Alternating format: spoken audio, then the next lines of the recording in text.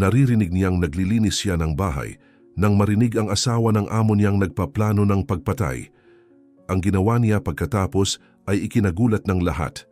Kabisado na ni Milagros ang bawat sulok ng bahay na iyon na parang palad ng sariling kamay. Mahigit 5 taon na siyang nagigising bago pa sumikat ang araw para maghanda ng almusal, ayusin ang iskedyul ng ibang mga tauhan at tiyaking maayos ang lahat bago pa man magising ang mga amo. Malaki ang mansyon, may mga gintong detalye sa mga muebles, malalaking bintana na may mamahaling kurtina at isang eleganteng katahimikan na lalong nagpapabigat sa paligid.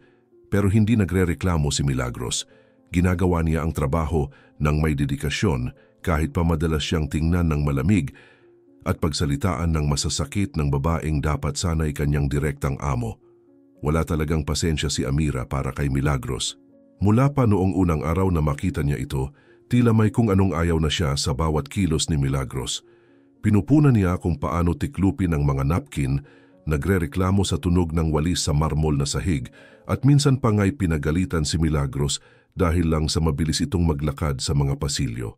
Akala mo ba may hinahabol ka? Baka matisod ka at masira ang mga gamit ko, sabi ni Amira. Minsang hindi alintana na nagmamadali lang si Milagros para matapos ang mga gawain sa oras.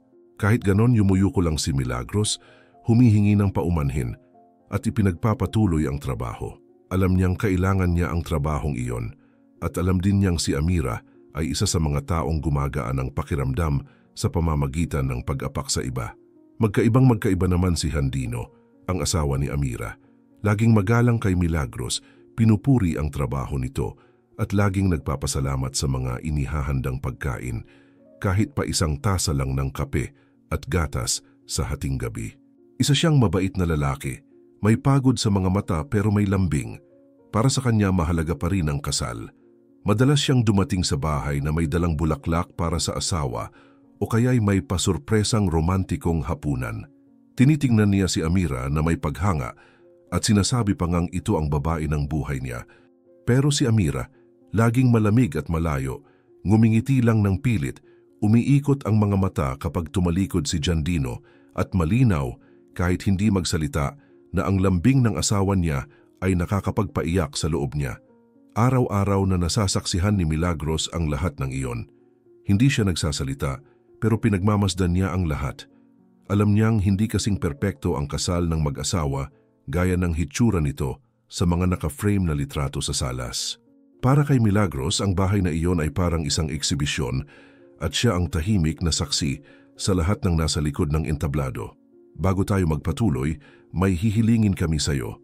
Ibinabahagi namin ang mga kwentong ito ng libre at para magpatuloy iyon, hinihiling naming i-like mo ang video at mag-subscribe. I-comment din kung anong syudad ka nanonood. Maraming salamat at ituloy na natin. May kung anong kakaiba kay Amira na hindi maipaliwanag ni Milagros. Isang malamig na enerhiya, kawalan ng interes sa asawa at lalong pabago-bagong kilos. Minsan habang naglilinis sa mga pasilyo, may naririnig si Milagros na mga kakaibang usapan. Madalas magkulong si Amira sa opisina habang nasa telepono, pero hindi niya laging naisasara ng maayos ang pinto. Sa mga ganoong sandali, binabagal ni Milagros ang kilos, nagkukunwaring nag-aayos ng istante at nakakarinig ng mga putol-putol na salita, pigil na tawa at mga pangungusap na walang linaw. Ayos na ang lahat para sa susunod na linggo, ni hindi niya mapapansin at pagkatapos nito, ayos na ang lahat.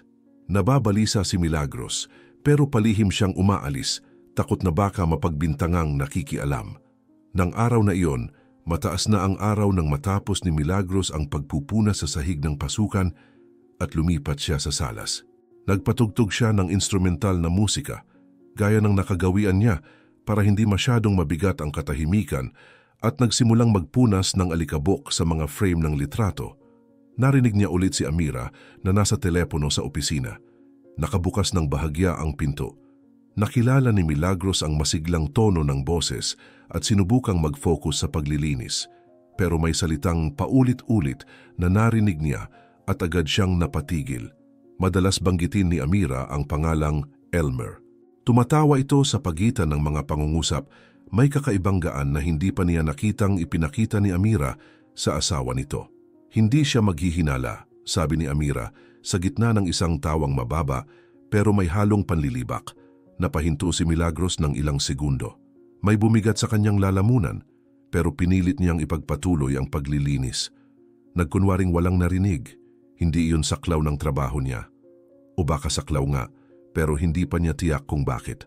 Sa parehong hapon na iyon, habang inaayos ang mga huling detalye ng bahay, dumaan si Milagros sa bintana ng salas at palihim na sumilip sa labas ng mansyon. Nandoon si Amira, may hawak na cellphone at may ngiting nakapinta sa mukha. May humintong itim na sasakyan at agad siyang sumakay. Ang driver ay isang lalaking hindi pa niya nakikita noon. Matangkad, may kayumangging buhok at nakasuot ng sunglasses. Halatang komportable sila sa isa't isa. Umalis ang kotse at nawala sa kanto. Nakatayo lang si Milagros ng ilang segundo, hawak pa rin ang basahang panluto. Paulit-ulit na bumabalik sa isipan niya ang ngiting iyon ni Amira habang sumasakay sa sasakyan ng isang di kilalang lalaki. Nais niyang sabihin ito kay Handino, pero paano kung nagkakamali lang siya? Paano kung iniisip lang niyang may masama kahit wala naman? Ang tanging sigurado siya sa sandaling iyon ay may mali, at baka ang matagal na niyang hindi pinapansin ay malapit ng sumabog. Pero sa ngayon bumalik lang si Milagros sa kanyang trabaho. Itinabi ang basahan, pinatay ang musika sa salas at nagtungo sa kusina, pilit nilalabanan ng lamig na bumalot sa kanyang tiyan. Kinabukasan, hindi pa sumisikat ng buo ang araw nang pumasok si Milagros sa kusina gaya ng palagi niyang ginagawa. Tahimik niyang sinimulan ang kanyang routine, naghugas ng mga tasa ng almusal, inayos ang mga kubyertos at isinulat ang mga kailangang bilhin sa lalong madaling panahon.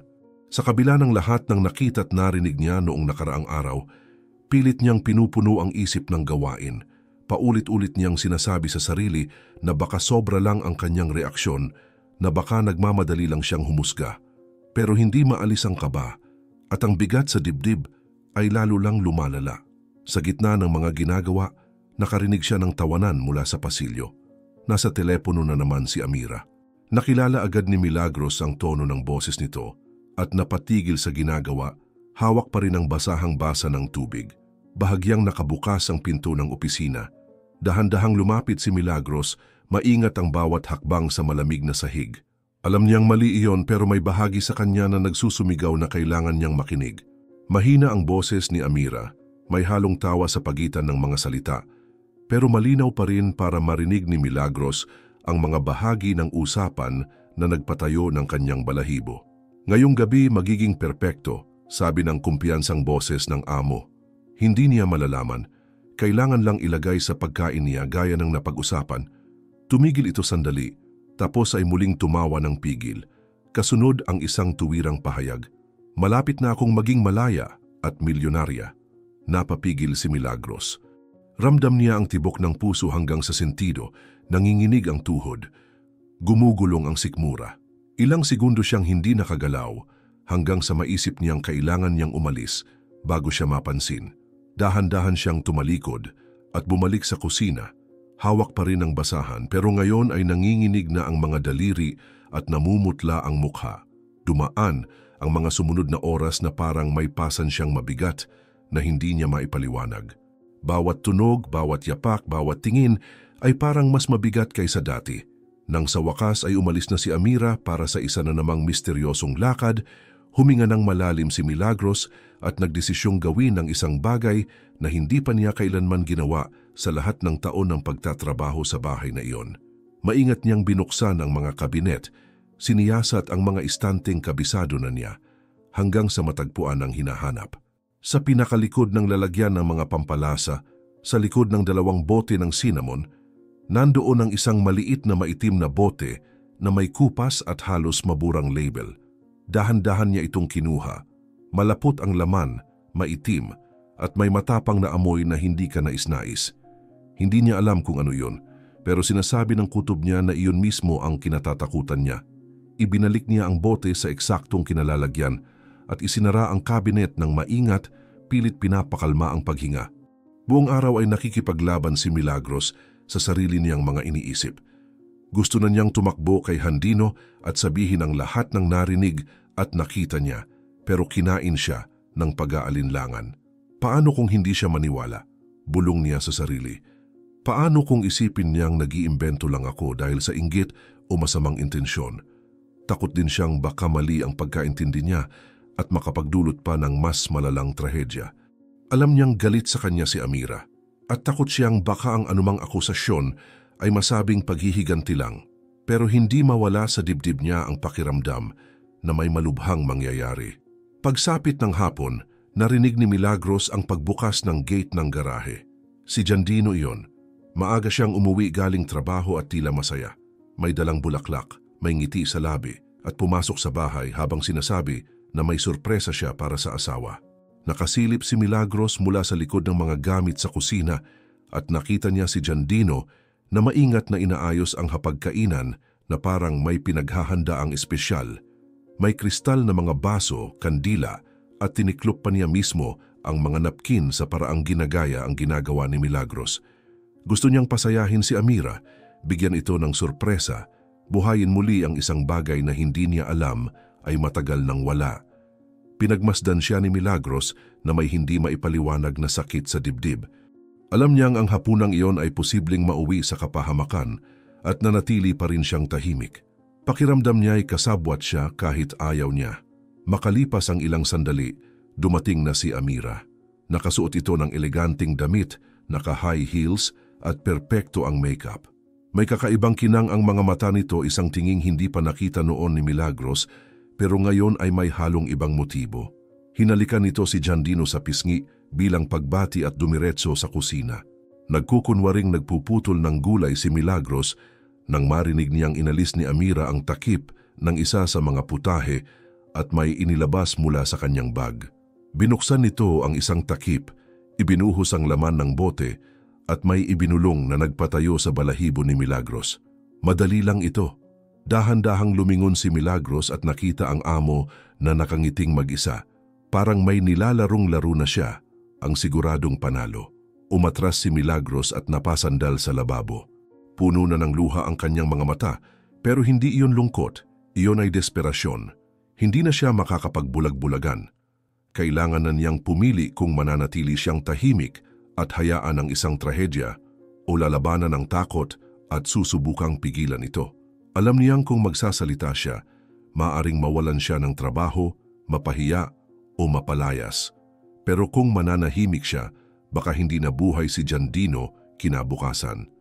Huminga siya ng malalim, pinunasan ang mga kamay sa apron at tumingin sa pinto ng sala. Sa unang pagkakataon, naramdaman ni Milagros na ang responsibilidad niya ay hindi lang panatilihing maayos ang bahay, responsibilidad niyang magligtas ng buhay. Maayos ang pagkakaayos ng mesa. May sinding kandila, maayos ang mga plato at kuminang ang mga baso na parang kristal. Pinaglaanan ni Jandino ng oras ang lahat, umaasang magiging espesyal ang hapunang iyon sa pagitan nila ni Amira. Maaga siyang dumating, bumili ng bulaklak at pinili pa ang musikang tumutugtog sa background. Ngumiti siya nang makita si Amira na pumasok sa sala, elegante, nakaitim na damit at maayos ang pagkakatali ng buhok. Ngumiti rin si Amira pabalik, pero ang kislap sa kanyang mga mata ay hindi na gaya noong mga unang taon nila ng kasal. Pinagmamasdan ni Milagros ang tagpo at ramdam niya ang kirot sa dibdib. Nanginig ang kamay niya habang inilalapag ang putahe sa mesa. Alam niya kung ano ang laman ng pagkaing iyon. Alam niya dahil nakita niyang mismong si Amira ang naglagay ng laman ng bote roon, ilang oras na ang nakalipas. Maingat na inilahad ni Jandino ang upuan para sa asawa at pagkatapos ay naupo ng masigla, nagkukwento kung paano maaring maging simula muli ang gabing iyon. Nakatayo pa rin si Milagros, dahan-dahang nagsasalin ng pagkain sa mga plato. Nang lumapit ang kamay ni Handino sa kutsara, nawala ng kontrol si Milagros. Binasag ng boses niya ang katahimikan na parang ang mismong katawan niya ang sumigaw para sa kanya. "Ginoong Jandino, huwag ninyong kainin yan," sabi niya nang may matinding pagkaapurahan. "May lason yan, gusto kayong patayin ng asawa ninyo." Huminto ang kutsara ilang pulgada mula sa kanyang bibig. Natigilan si Jandino. Nanigas agad ang mukha ni Amira. Agad siyang tumayo. Itinuro si Milagros ng galit na galit at sinabing kalokohan ang lahat ng iyon, na nababaliw na ang kasambahay, na wala na ito sa tamang katinuan. Nasisiraan na siya ng ulo, sinisira ang kasal natin kasi galit siya sa akin, wika ni Amira. Nagkukunwaring galit na galit. Si Milagros namumula ang mukha at magkakabit ang mga kamay sa dibdib, nakiusap na pakinggan siya, kahit saglit lang. Narinig ko po ang lahat, Ginoo. Pinlano niya po yan sa telepono. Sinabi niyang magiging perpekto ang gabing ito na hindi ninyo malalaman. Sinabi niyang ilalagay lang sa pagkain at binanggit pa po niya ang pangalan, si Elmer. Gusto niyang maging malaya at milyonarya. Nahanap ko ang bote, nakatago sa kabinet ng mga pampalasa. Maitim, malapot ang laman. Sinasabi ko po ang totoo, ipinapangako ko. Nanginig ang boses ni Milagros, pero hindi dahil sa takot. Ang bigat ng katotohanan sa kanyang bibig ang nagpapabigat sa bawat salita. Tumingin si Handino sa dalawa. Nagpalipat-lipat ang kanyang tingin sa plato sa harap niya at sa mukha ng kanyang asawa. Litong-lito siya. Walang luhika ang lahat ng iyon. Pero hindi rin niya kayang baliwalain ang paraan ng pananalita ni Milagros. Masyadong totoo ang damdaming kasama ng kanyang mga salita para ito'y maging kasinungalingan.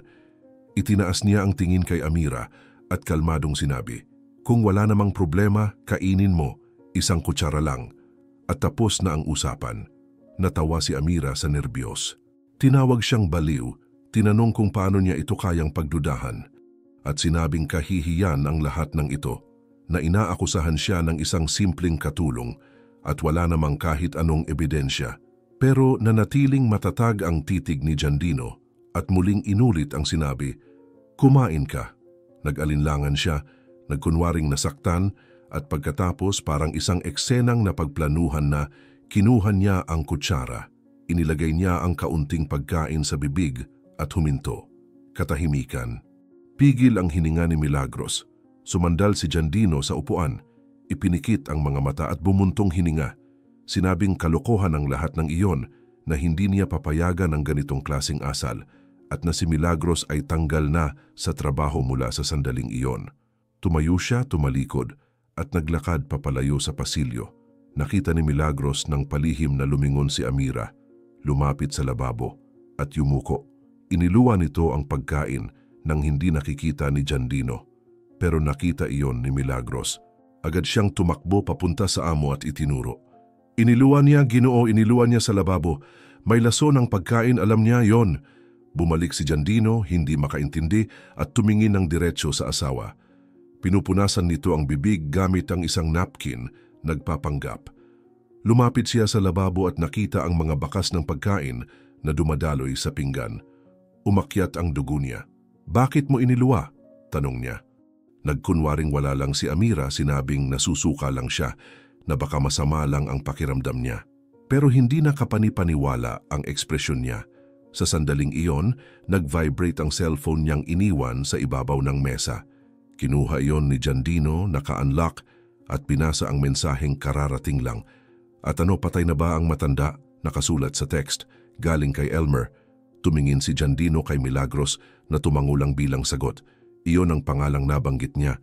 Tiningnan niya ang asawa, hindi makapaniwala, parang hindi na niya ito kilala. Kinuha niya ang sariling telepono sa bulsa at nagsimulang mag-dial. Nataranta si Amira. "Tatawag ka sa pulis? Sisirain mo ang buhay natin dahil lang sa kasinungalingan?" Sigaw niya. Pero hindi siya sinagot ni Jandino. Kinumpirma niya ang address sa kausap at sinabi na kailangan niya agad ng pulis na pupunta. Habang kausap niya ang dispatcher, umurong si Amira palapit sa pinto. Sinubukan ni Milagros na harangan ang daan, pero itinulak siya ng malakas.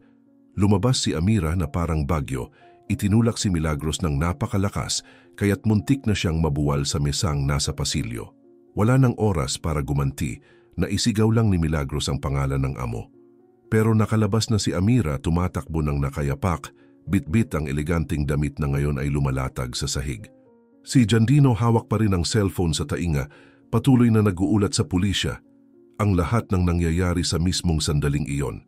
Tumakbo siya palabas, sa gilid ng bahay. May itim na sasakyan na naghihintay sa kanto, sedan, tinted ang mga bintana. Kakasakay lang niya, "Pakisulat po." Tumakbo ako sa harap at nakita ko ang plate number. Ipapasa ko na ngayon. Sa kabilang linya, iniuutos na ng dispatcher ang pagpapadala ng pinakamalapit na mga patrol habang isinusumbong ni Handino ang lahat ng detalye. Sa labas, umarangkada ang sasakyan nang may ingay. Ang tunog ng gulong ay lumaganap sa buong kalsada. Si Elmer ang nagmamaneho. Sa loob ng sasakyan umaalab ang tensyon. Inihagis ni Amira ang bag sa likuran at sinampal ang dashboard ng malakas.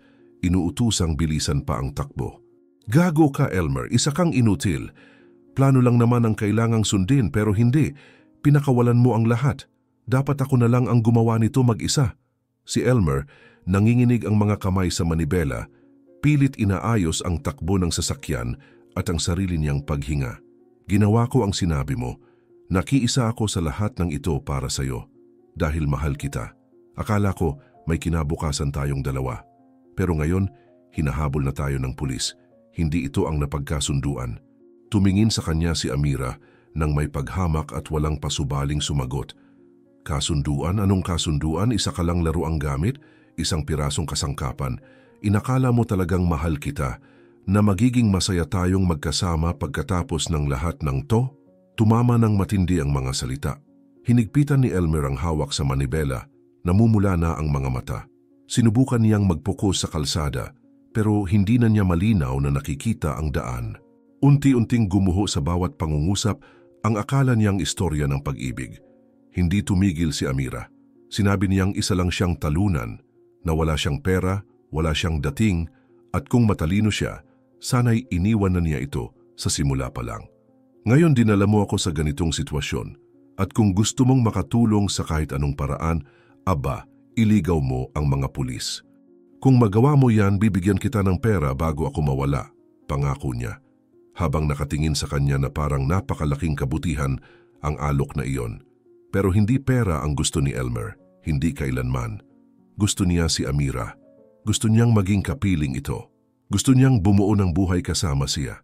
Kahit gaano pa ito kabaluktot, ngunit sa sandaling iyon, naintindihan niya na walang tunay na pag-ibig mula rito, na lahat ay laro lang, panlilin lang, interes.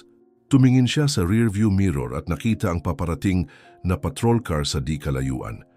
Malapit na ang mga ito, pero may oras pa para tumakas. Tumingin din si Amira at inutusan siya, "Bilisan mo! Sige na! Umalis tayo! Huwag kang titigil ngayon!" Pero hindi sumagot si Elmer.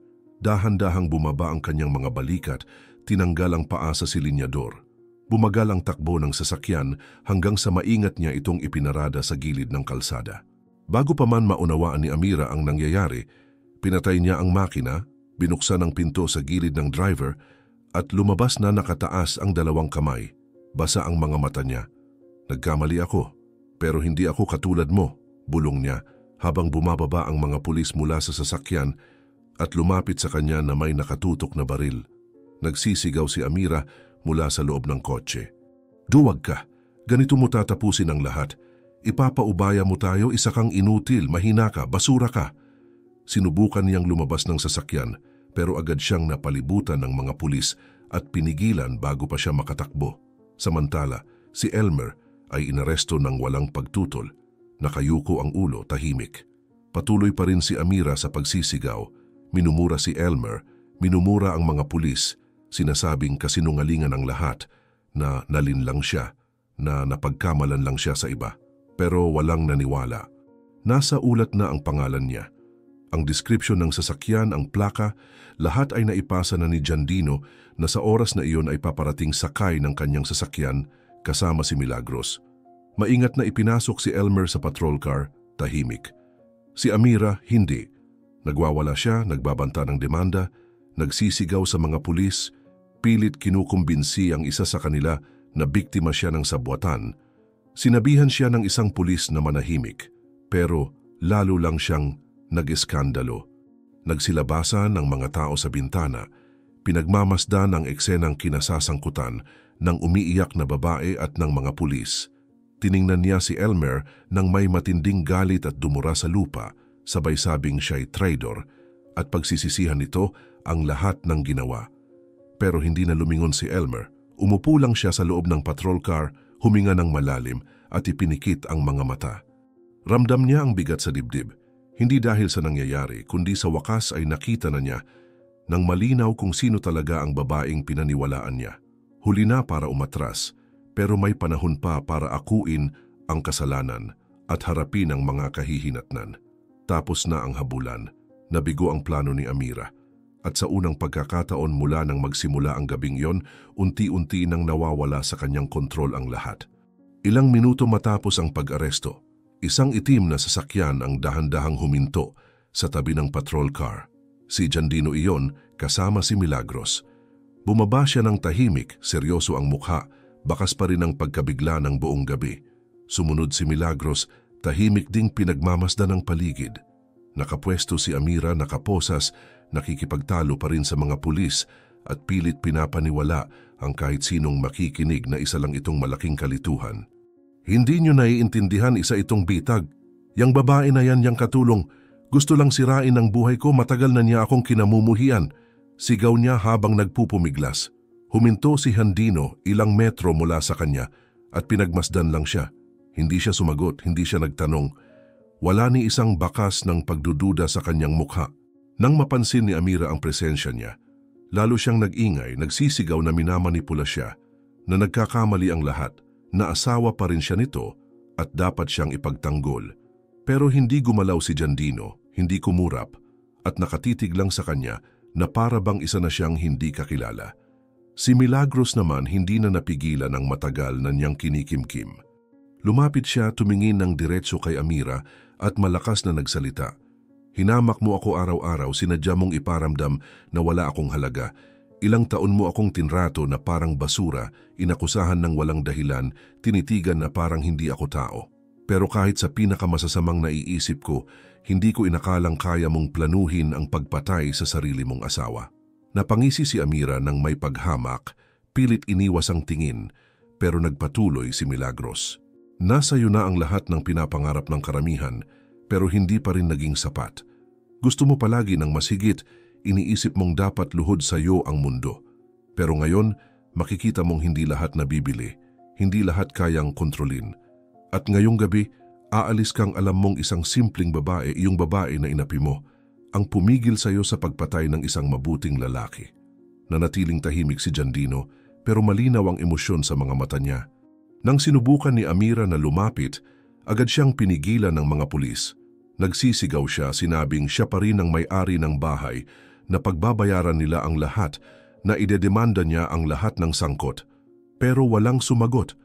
Isinara ng isa sa mga pulis ang pinto ng patrol car habang siya'y patuloy pa rin sa paninigaw. Wala nang gustong makinig. Nakaupo na si Elmer sa loob ng kabilang sasakyan, nakayuko, nakaposas pa rin ang mga kamay at nakatitig sa sahig. Nang dumaan si Jandino sa harap niya, dahan-dahang itinaas ni Elmer ang paningin at mahinang nagsalita. Patawad, nagkamali ako.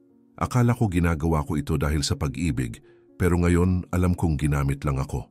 Tumango lang si Jandino. Wala nang kailangang sabihin.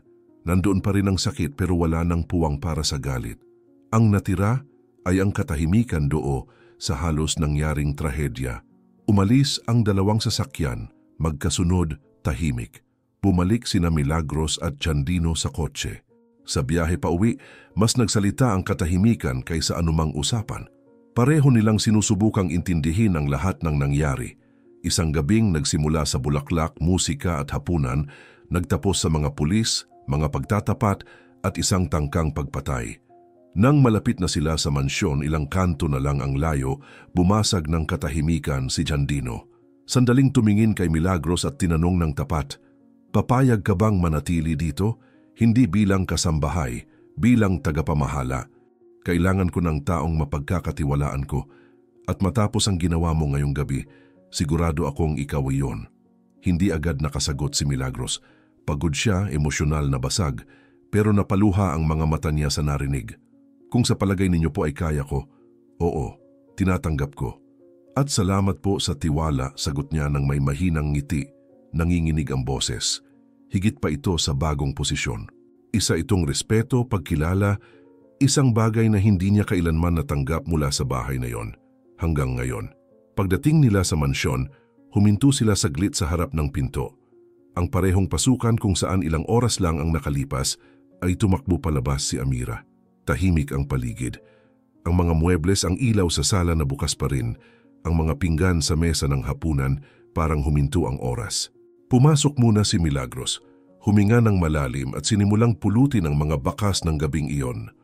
Naglakad si Handino papunta sa gitna ng sala, tumingin sa lugar kung saan muntik siyang mamatay, at pagkatapos ay naupo, pagod na pagod. Ilang minuto silang nanatili roon, si Milagros inaayos ang kaya niyang ayusin. Si Handino nag-iisip sa lahat ng kanyang pinalampas. Pero sa pagkakataong ito, may kakaibang hangin sa paligid. Hindi na ito basta magandang bahay. Isa na itong lugar kung saan nanaig ang katotohanan at kung saan sa wakas, ang respeto ay sisimulang buuin sa tamang paraan. Kinabukasan ng umaga, ibang-iba na ang pakiramdam sa bahay. Maaga nang binuksan ang mga kurtina, malayang pumapasok ang liwanag ng araw sa mga pasilyo. At maging ang tunog ng mga kasambahay habang naglilinis ay tila mas magaan. Si Milagros ngayon ay opisyal ng tagapamahala, ay naglalakad ng may katahimikan at dignidad sa bawat silid, naguutos ng may matatag ngunit mahinahong tinig. Bawat kasambahay na makasalubong niya ay bumabati ng may respeto at bahagyang ngiti. Parang alam nilang ang posisyong iyon ay hindi basta ibinigay sa kanya, kundi nakuha niya dahil sa sariling galing, tapang at katapatan. Hindi niya kailangang lakasan ng boses para pakinggan. Isang tingin lang sa mata ay sapat na. Ang kanyang autoridad ay likas, itinayo sa mga taong tahimik na naglingkod, at sa isang gabing naging bayani siya para sa kanyang amo. Si Handino, na mas tahimik kaysa dati, ay nanatili sa opisina buong umaga. Bahagyang bukas ang pinto at nagsusulat siya ng masinsinan. Matibay ang sulat kamay sa isang makapal na papel. Ilang beses na niyang sinubukang simulan ang liham na iyon, pero palaging napipigil. Hindi madaling isulat ang nararamdaman. Hindi pagkatapos halos patayin ang sarili mong asawa. Hindi pagkatapos iligtas ng isang taong madalas hindi man lang pinapansin sa loob ng bahay. Pero sa araw na iyon, nagawa niya. Maingat niyang tinupi ang papel, inilagay sa sobre at personal na pumunta sa area ng mga kasambahay kung saan si Milagros ay abala sa paghahanda ng pananghalian. Nakita siya ni Milagros na papalapit at agad na umatras ng bahagya, iniisip na baka may ipapagawa o may babaguhin sa menu. Pero iniabot ni Handino ang sobre at buong igting na sinabi, "Ito ay pasasalamat ko, hindi lang para sa kahapon, Milagros. Para ito sa lahat ng taong inilagay mo rito. Kahit hindi ka pinapansin, kahit nilalait ka, nagpatuloy ka sa paggawa ng higit sa hinihingi ng trabaho mo. Iniligtas mo ako. At mas mahalaga yon kaysa sa anumang yaman." Tinanggap ni Milagros ang sobre nang nanginginig ang mga kamay. Hindi niya alam kung bubuksan ba agad o hihintayin ang pribadong sandali. Pero nang makita niya ang tapat na tingin ni Handino, agad nang lumamlam ang kanyang paningin. Huminga siya ng malalim, sinubukang kontrolin ang damdamin, pero hindi napigilan ang pagbabalik ng mga alaala ng unang taon niya sa bahay na iyon. Naalala niya ang mga walang katarungang paninisi, ang mapanuyang tingin ni Amira, ang mga gabing umiiyak siya ng tahimik sa maliit na kwarto, iniisip kung kailan siya matuturing na tao. At ngayon narito siya, kinikilala ng mismong may-ari ng bahay, hindi bilang basta katulong kundi bilang isang taong lubos na pinagkakatiwalaan.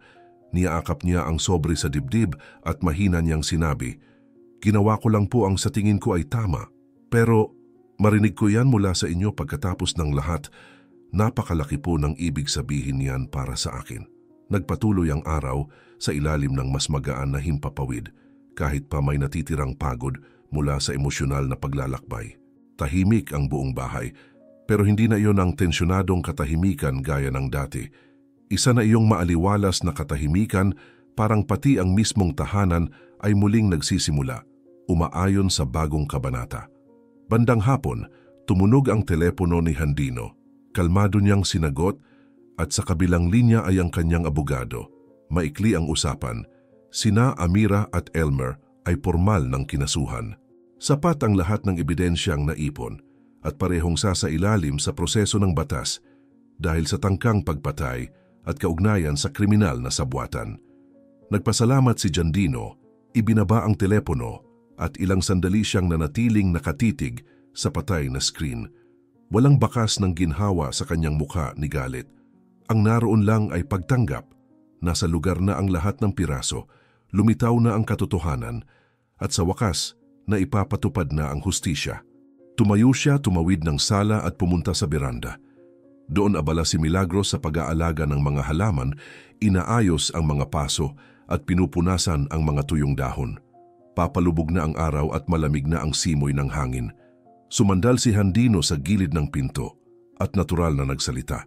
Milagros, pwede ba kitang yayain para sa isang kape? Sa palagay ko, oras na para tayo'y maupo at mag-usap bilang dalawang taong may respeto sa isa't isa. Tumingin siya sa kanya at ngumiti, isang tahimik na ngiti ng taong nakaligtas sa isang bagyo at ngayon ay pinahahalagahan ang marahang simoy na dumarating pagkatapos. Siyempre, Ginoo, ikinararangal ko, sagot niya habang inilalapag ang mga paso at pinupunasan ng kamay sa apron. Naupo silang dalawa sa simpleng upuan, may maliit na mesa sa pagitan nila. Inihain ang kape ng walang seremonya, walang kasambahay sa paligid, walang alituntunin. Sila lang tahimik na pinagmamasdan ang hardin sa harapan. Maraming salamat sa pag-abot hanggang dito. Sa isang mundong puno ng sakit na kadalasang nananahimik, pinili mong makinig hanggang sa huli. Kung nakatama sa iyo ang kwentong ito, mag-subscribe ka. Malaking tulong ito para maipagpatuloy naming dalhin sa iyo ang mga tunay na kwento na karapat-dapat ikwento. I-type mo sa mga komento kung saan ka nanonood at kung maaari, i-share mo rin. Baka sa simpleng pagbabahagi, makapagdala ka rin ng pag-asa.